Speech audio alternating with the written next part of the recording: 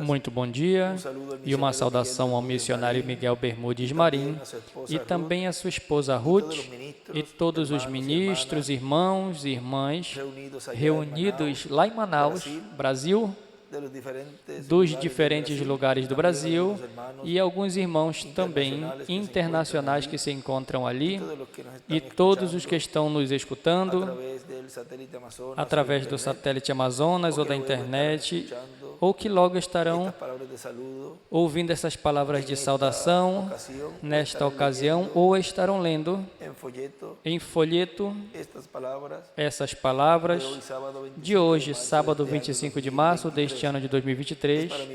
Para mim é uma bênção e um privilégio poder saudar-lhes e pedir ao Senhor todas as bênçãos que Ele tem contidas na primogenitura, contidas neste ano do jubileu.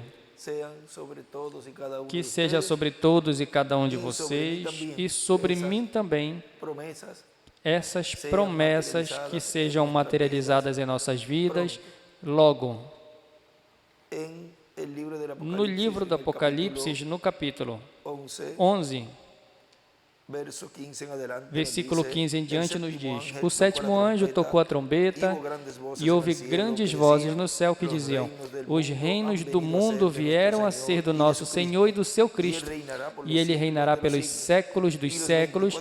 E os 24 anciãos que estavam sentados diante de Deus em seus tronos se prostraram sobre seus rostos e adoraram a Deus, dizendo: graças te damos, Senhor Deus Todo-Poderoso, que és, que eras e que hás de vir, porque tomaste o teu grande poder e reinaste,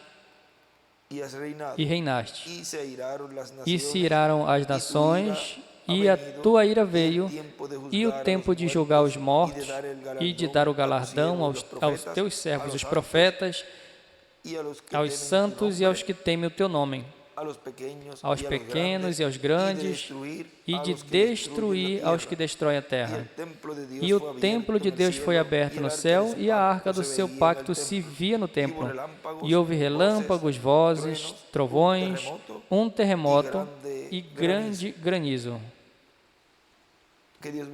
Que Deus abençoe essa escritura em nossos corações e nos permita entender sua palavra para esta ocasião sob o tema reclamar o que Deus prometeu.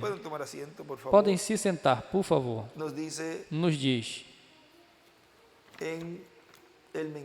na mensagem Os Valentes do Filho de Davi, fazendo um trabalho maior, pregado 17 de julho de 2010 em Santiago, Chile, diz: e Davi teve a humildade para se manter fiel a Deus, reconhecendo que era Deus o que o dava a vitória, o que o livrava de todos os perigos.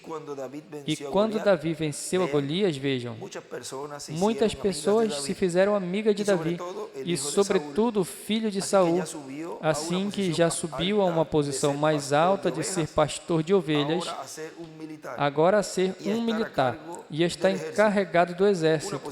Uma posição assim tão rápida quando já se casa, ou quando se case, com a filha do rei foi Miguel, ou antes, Davi entrava e saía com o exército, era respeitado.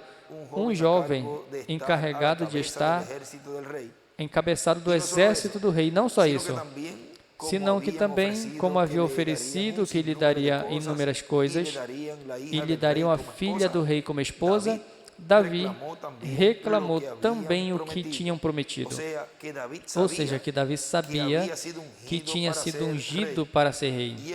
E ele orava de acordo a essas promessas e não era tímido em reclamar o que o pertencia.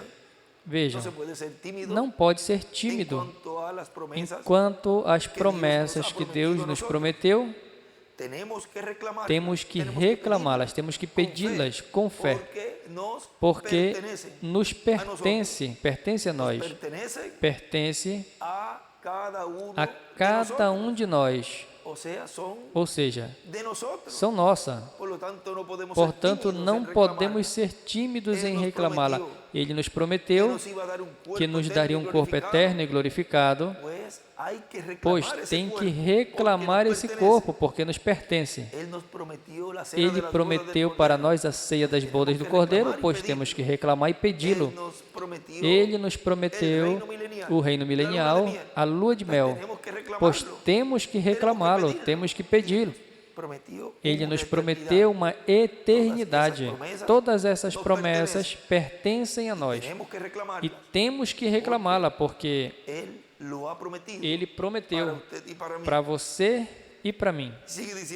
Continua dizendo, se uniram a Ele pessoas, pois tinha boa relação com o exército, o apreciavam muito, sabia as estratégias, Deus as dava e era respeitado, mesmo ele sendo jovem, e corria-se a notícia também que tinha sido ungido para ser rei. E isso já, pois, causou ciúme a Saul, já sabendo ele que o iria suceder e estando ele vivo, e já saber que não é o seu filho que vai suceder a ele, senão, ou seja, repassar, ou seja, senão que outra pessoa de outra tribo, não da tribo de Benjamim, senão da tribo de Judá. O primeiro rei foi da tribo de Benjamim. E o que isso quer dizer? Pois que foi o primeiro rei descendente de José. E veja, quando foi rompido o reino de Salomão, as 10 tribos também foram dadas a José, através da tribo de Efraim, ao qual pertencia Jeroboão. Ou seja, que tem algo ali, o reino começou com a tribo, ou da tribo, ou com a tribo de José. A cabeça, porque Benjamim, ou da tribo de Benjamim, porque Benjamim era irmão de José. O irmão mais novo, ou seja, estava em família. Não começou com a tribo de José o reino, senão com a tribo de Benjamim.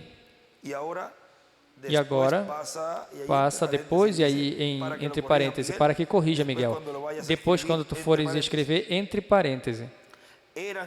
Eram filhos da mesma mãe e do mesmo pai. Eram filhos da mulher amada de Jacó.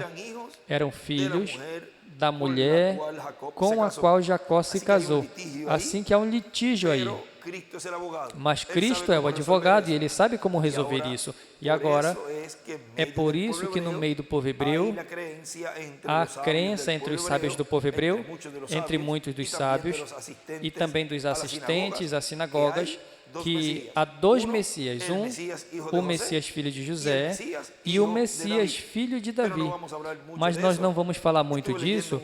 Eu estive lendo um livro, uma explicação que dão, que o Messias filho de José, ou Ben José, depois no reino do Messias, filho de Davi.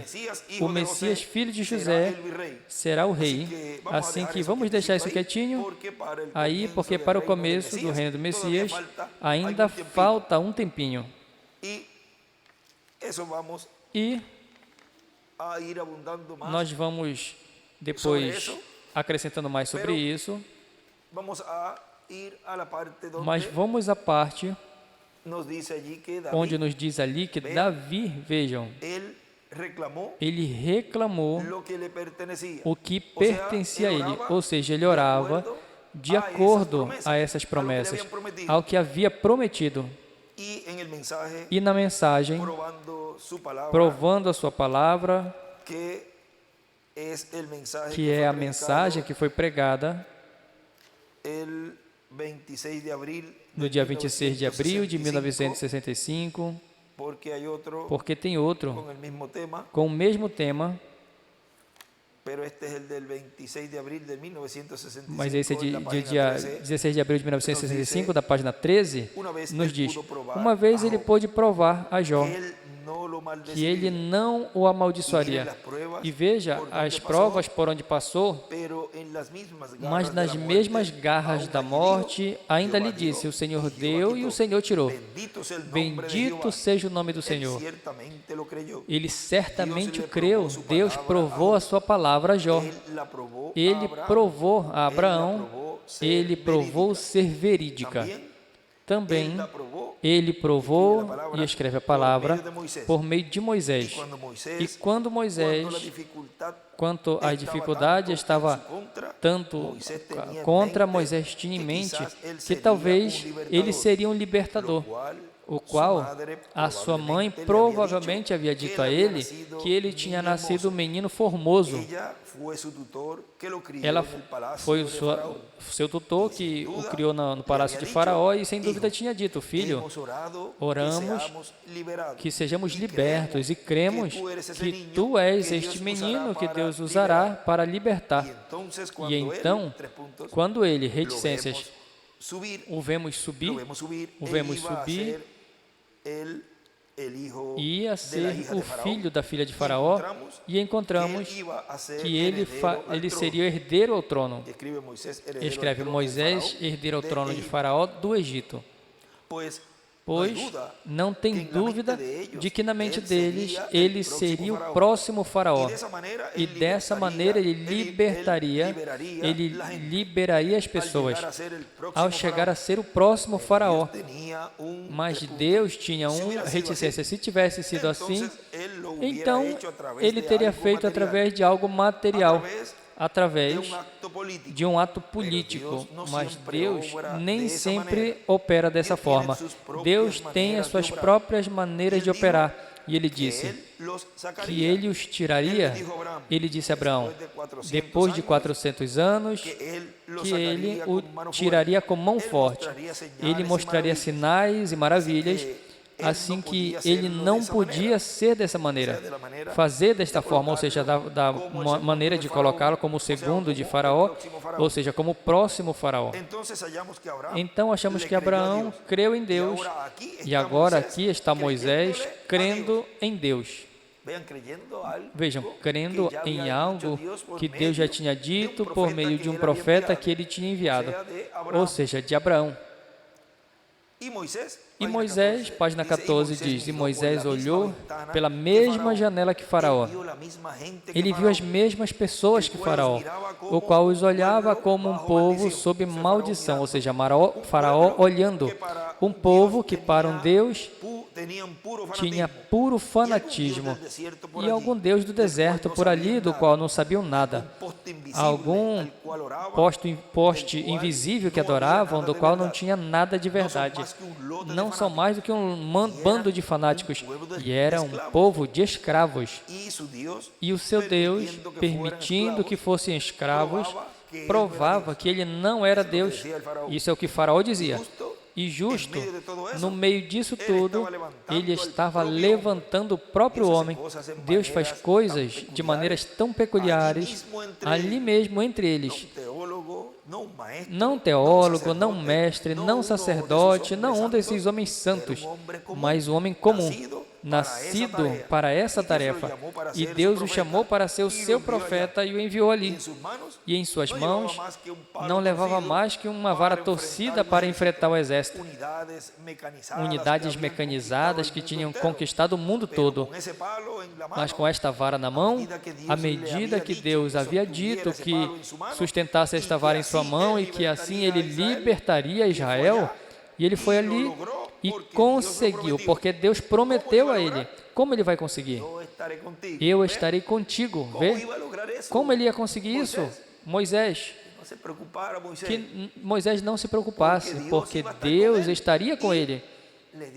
E deu algo em sua mão, deu uma vara, o qual representa a palavra. Deu o maior, a arma mais poderosa, a palavra. Ele disse: mostra-me a tua glória, Senhor. Sou torpe de língua, não posso falar bem. E ele tinha 1 milhão de pretextos. Vejam, como Moisés ali disse a Deus: mostra-me a tua glória. Ou seja, deixe-me ver, deixe-me te ver. E deixe-me ver se tu, na verdade, estarás comigo. Agora, isso não traz da mente um quadro tão formoso do que aconteceu nesse tempo? Agora, mas ele disse, eu estarei contigo. E com isso foi o suficiente. Ele foi tomando a palavra de Deus, não importava que tão perigoso parecia a tarefa. Moisés continuou crendo em Deus e por meio de Moisés, Deus provou que a sua palavra era a verdade, porque sem se importar com o que acontecesse, Moisés ficou com a palavra. No tempo da jornada, reticências, mesmo estando ali no Egito, Deus lhes disse que Ele os levaria a uma terra prometida, a uma boa terra, onde mana leite e mel. E isso se existia ali, ele não sabia que existia. Mas ele tinha dito, ali está, e eu os dei. Já é de vocês, apenas vão para reclamá-la.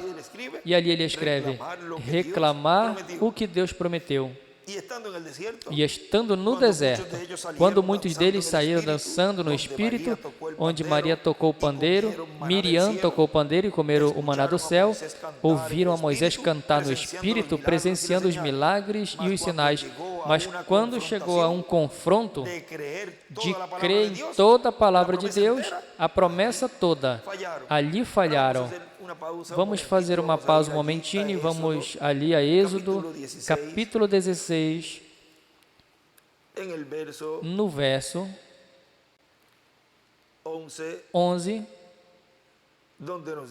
onde nos diz, e o Senhor falou a Moisés dizendo, eu ouvi as murmurações dos filhos de Israel, fala-lhes, dizendo, ao cair a tarde comereis carne, e pela manhã vos saciarei de pão, e sabereis que eu sou o Senhor vosso Deus.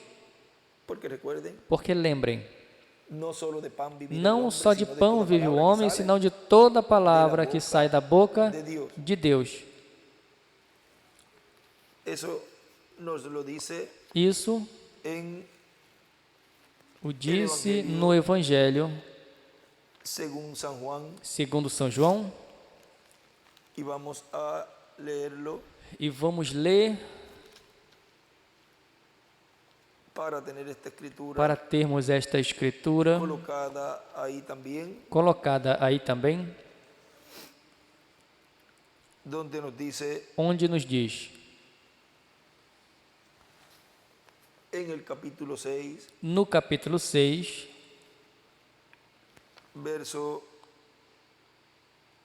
para não ler todo este capítulo, vamos ler apenas esta passagem, desde o versículo,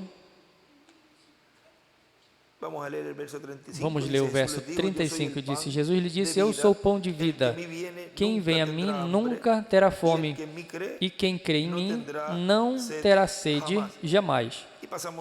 E passamos ao verso 45, está escrito nos profetas, e serão todos ensinados por Deus.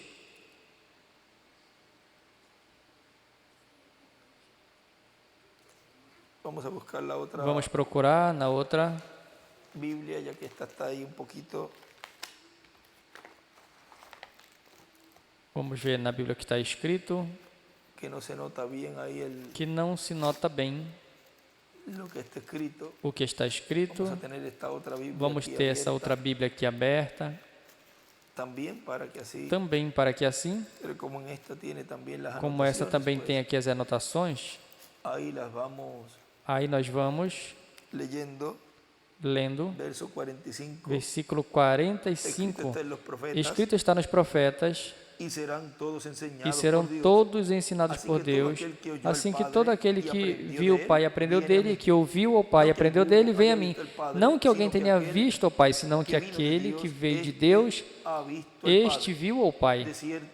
Em verdade vos digo, quem crê em mim tem vida eterna. E passamos aqui esta Bíblia,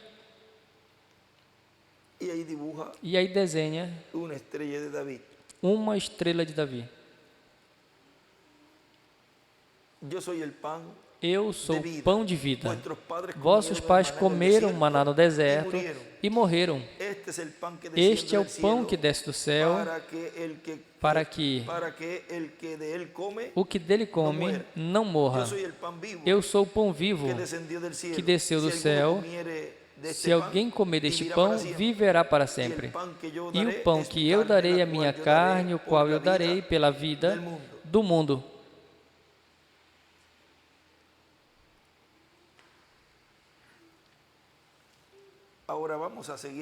Agora vamos continuar aqui,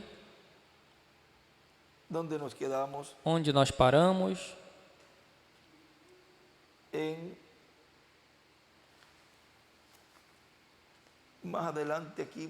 mais adiante aqui, todo este capítulo podem ler, e também para ter essa escritura que citei, isso está em São Lucas, capítulo 4, e também em Mateus, mas vamos aí a Lucas 4:4, onde diz, ou desde o versículo 3, então o diabo lhe disse, se és filho de Deus, diga a esta pedra que se converta em pão. E Jesus respondendo lhe disse, está escrito, não só de pão vive o homem, senão de toda palavra que sai da boca de Deus.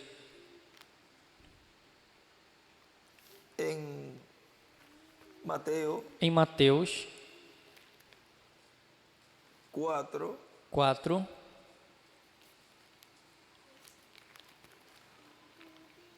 aí está um pouco mais completa. 4:4 também.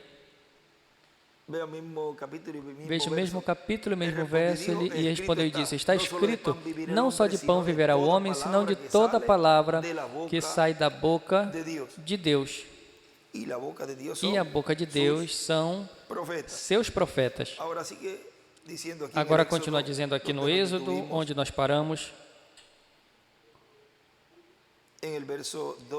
No versículo 12, passamos ao verso 13 do capítulo 16 do Êxodo. E vinda a tarde, subiram codornizes que cobriram o acampamento, e escreve na tarde carne. E pela manhã desceu o orvalho em torno do acampamento, e escreve na manhã maná. E quando o orvalho cessou de descer, eis que a face da terra, uma coisa redonda, como uma casca sobre a terra. E vendo os filhos de Israel, disseram uns aos outros, o que é isso? Porque não sabiam o que era. E então Moisés lhes disse, é o pão que o Senhor vos dá para comer. Isso é o que o Senhor enviou. Recolhei dele cada um, segundo o que puderem comer, um gome por cabeça, conforme o número de vossas pessoas. Tomareis cada um para os que estão em sua tenda. E os filhos de Israel fizeram assim, e recolheram, uns mais, outros menos. E o mediam por comer, e não sobrou ao que havia recolhido muito, nem faltou ao que tinha recolhido pouco. Cada um recolheu conforme ao que havia de comer. E lhe disse Moisés, ninguém deixe nada dele para amanhã. Mas eles não obedeceram a Moisés, senão que alguns deixaram dele para outro dia, e criou bichos, e apodreceu, e se irou contra eles Moisés, e recolhiam cada manhã, cada um segundo o que haviam de comer. E aí desenha as 7 eras, apenas as 7 eras, e depois que o sol aquecia, se derretia. No 6º dia, recolheram uma porção dobrada da comida, 12 gomes para cada um. E todos os príncipes da congregação vieram e se fizeram saber a Moisés.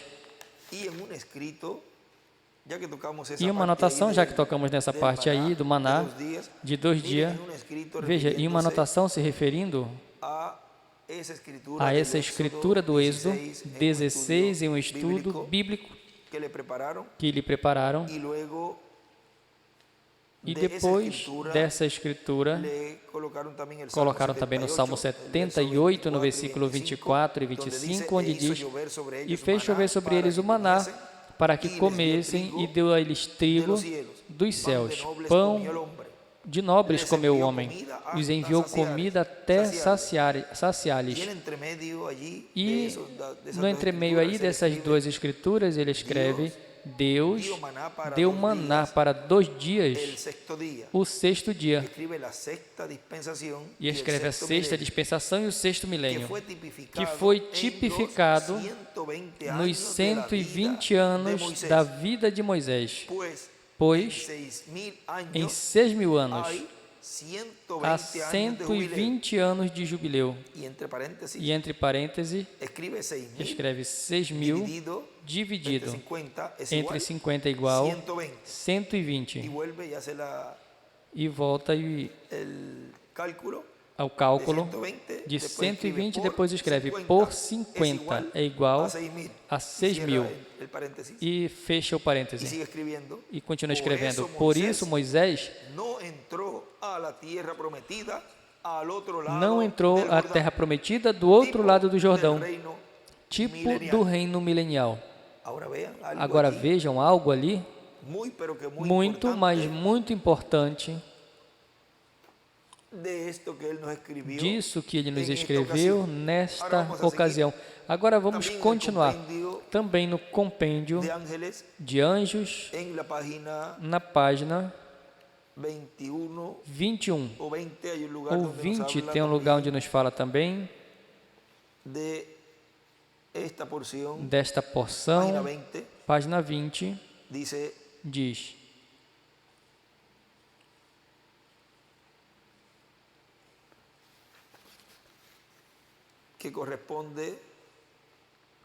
que corresponde aqui a mensagem. Sou eu. Diz: quando eles, os israelitas, chegaram aonde acabou o pão, e ainda parados firme na linha do dever em sua jornada do Egito à Palestina, e não tinham pão para os seus filhos, e não tinham com que viajar, nada de alimento, Deus, o Senhor, choveu pão do céu, pão desde o céu, já cozidos, e com toda cortesia, por meio dos seus anjos, o colocou sobre a terra cada noite. E ele colocou o maná e escreveu por meio dos anjos. Vai abrindo o quadro tão tremendo que há ali. Agora, continua dizendo aqui, onde nós paramos na página 14, já para passar a 15, continua dizendo, repete esta última oração: mas quando chegou a um confronto de crer em toda a palavra de Deus, a promessa toda, aí falharam. Apenas 2 deles creram nela. Apenas 2 de todos eles a creram. Eles eram Josué e Caleb, e eles trouxeram a evidência de que a terra, sim, era boa, mas as circunstâncias foi isso que os estorvou, porque disseram: não somos capazes de tomar a terra, porque as cidades são fortificadas, seus delegados, não seus delegados ali, não seus delegados, senão que as suas gente, as pessoas são gigantes, pois parecemos gafanhotos do lado deles. E escreve como gafanhotos. Josué e Caleb disseram: somos mais que capazes de tomá-la, porque Deus havia dado sem importar quão grandes eram os gigantes. O obstáculo não significou nada para eles. Deus havia dito, e Deus provou por meio deles, e efetivamente eles passaram ali e tomaram a terra. Assim como Deus disse que o fariam, Ele provou. Agora, quando eles vieram para passar o mês de abril, quando as águas desciam rapidamente, baixavam rapidamente das montanhas, e escreve abril, da neve, das montanhas, da neve acumulada, e tanta coisa, e parecia como que Deus não era um bom general ao guiar o seu exército diretamente a um lugar onde os tinham ali afastado da terra prometida, na esquina, num canto, e nesse momento, quando ele estava dirigindo, ou quando queria fazer passar, era o pior mês do ano, o mês na qual o Jordão transbordava ali os seus ribeiros. E ele escreve, ali Josué, onde diz, no mesmo tempo, quando eles estavam dirigindo, aí escreve, Josué, o mês, ou seja, era Deus através de Josué. O mês na qual o Jordão transbordava seus ribeiros e corria pelos campos. Pois, se ele os estava fazendo passar por ali, deveria ter sido no verão, quando poderiam passar a pé até o outro lado.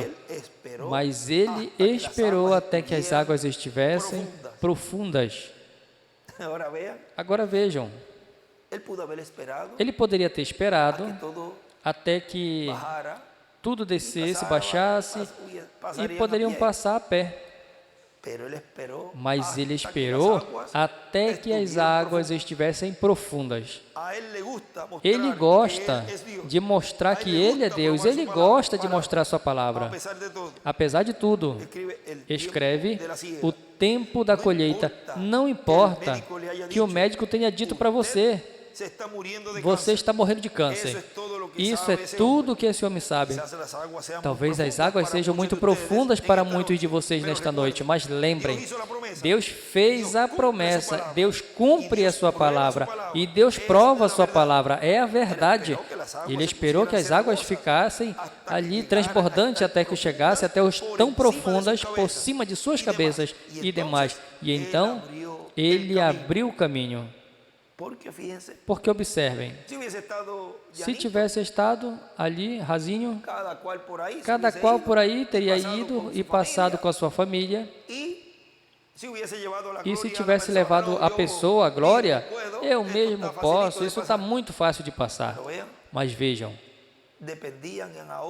dependiam naquela hora, no momento na qual as águas estavam por cima de suas cabeças, dependiam não de um homem, dependiam de Deus em um homem, dependiam de que este homem falasse a palavra, e então a glória e a honra seria para Deus.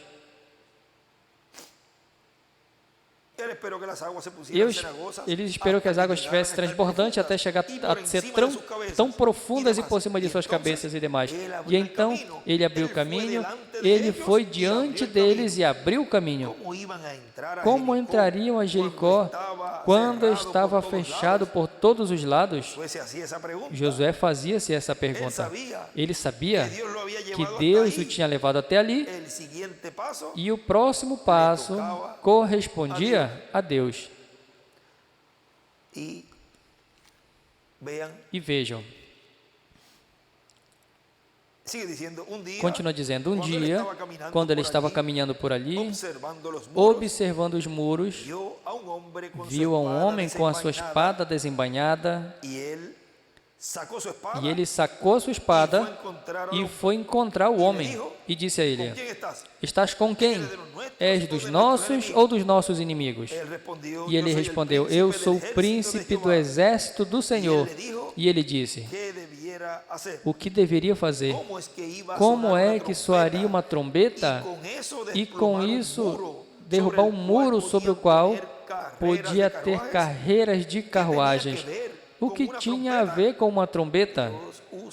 Deus usa métodos tão simples, isso é tão reticências para mim, a simplicidade disso, o que mostra que sim, é Deus. Nós sempre estamos tratando de achar algo grandioso, que vai fazer algo, e Deus, reticências, alguma grande organização que vai se apropriar de tudo, esclarecer tudo, quando Deus toma uma pessoa simples, um homem só, que ele possa ter em suas mãos, e assim ele provará toda a palavra que disse. Ele emprega métodos tão simples e pequenos, e ele escreve um homem. Continuando na página 16. Toque a trombeta. Não cavar a parede, senão apenas toque a trombeta e as paredes cairão. Ele soprou, o sopro da trombeta derrubará as paredes. Que insensato para a mente carnal, mas Deus provou que a sua palavra era verdade, porque as paredes caíram uma em cima da outra. E eles entraram diretamente e tomaram a cidade. Oh, Deus gosta de provar que Ele é Deus. Josué sabia disso. E você sabe disso, e eu sei disso. Nós sabemos disso. Deus gosta de provar que Ele é Deus. Um dia, quando ele estava parado ali, uma das maiores que já tinha acontecido, afastado da morte, em sepultamento e ressurreição de Jesus Cristo, quando o inimigo, reticências, ele havia o segurado e diferentes exércitos estavam nas montanhas. Ele os tinha ouvindo e o sol estava se pondo. Oh, que tempo era para o general Josué, lembrem? Ele combateu por toda esta terra, sem ter um hospital, uma enfermeira, algum equipamento de primeiros socorros e nem sequer um só homem ferido. Diga algo que sobrepasse isso. Ele não tinha hospitais e nem enfermeiras e não perdeu um só homem, sempre quando caminharam na vontade e na palavra do Senhor. Deus provou que Ele estava com eles. Agora vejam. Sempre que um escolhido caminhe na perfeita vontade de Deus e na palavra de Deus, Deus provará que está com você, preparar que está com essa igreja. Mas tem que caminhar sempre na perfeita vontade de Deus e na palavra do Senhor. E encontramos, continua dizendo, encontramos que Josué sabia que se chegasse a noite, ele voltaria a unir-se e se agrupariam, e se juntariam todos, criando novamente outro grande exército. E ele passaria um tempo muito difícil com eles no dia seguinte. Ele não sabia o que fazer. Assim que ele olhou para Deus, ele precisava de ajuda e precisava que o sol parasse. Assim que ele simplesmente ordenou ao sol que parasse.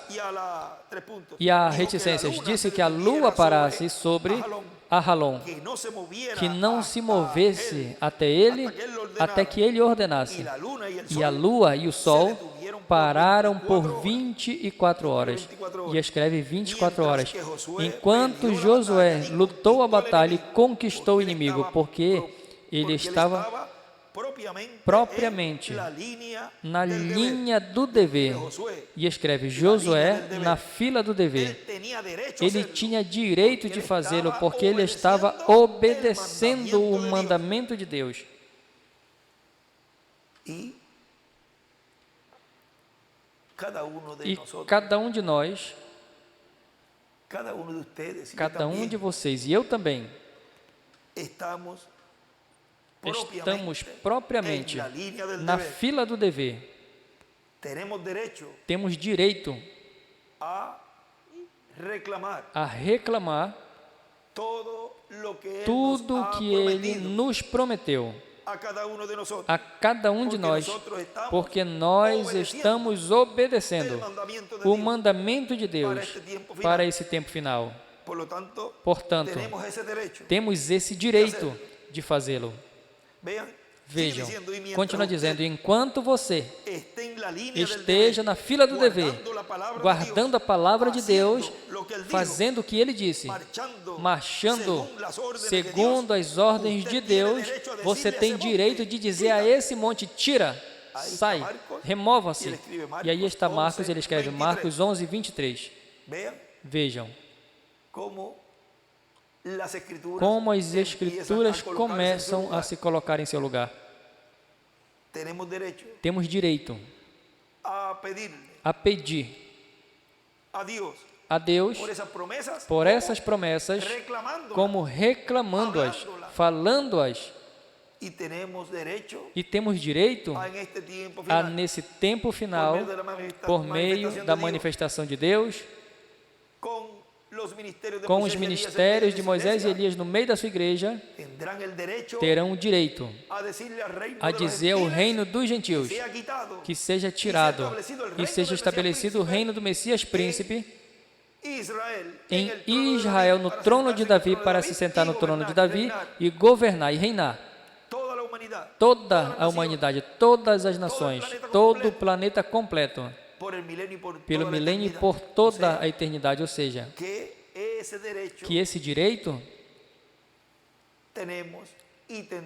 temos e terão esses ministérios para, neste tempo final, realizar esta reclamação, onde em São Marcos capítulo 11, versículo 23 em diante, será feita uma realidade onde o reino deste mundo virá a ser os reinos do nosso Deus, de Deus e do seu Cristo, ou seja, do seu ungido. Continua dizendo, Deus cumpre a sua palavra. Se diz a este monte, tira-te, não duvidando em seu coração, senão crendo que será feito o que dizes, o que digas será feito. Jesus disse isso em São Marcos 11, 23. Essa é a verdade. Eu sei que essa é a verdade. É a palavra de Deus e isso prova que é a verdade. Às vezes nós temos medo. Chegamos aonde tememos que Ele não vai cumprir essa palavra. Ele sim vai cumprir essa palavra. Ele disse que o faria. Agora encontramos que isso é verdade. Ele provou. Ele sim cumprirá essa palavra. Ele disse que nos adotaria. Ele disse que daria adoção a todos os filhos de Deus. E Ele está fazendo isso. Ele está operando em cada escolhido de Deus neste tempo final, como operou por meio de Abraão e Sara, o qual foi essa palavra que Ele lhes falou, e em torno dela eles foram rejuvenescidos, pois esta palavra está se cumprindo já em você e em mim.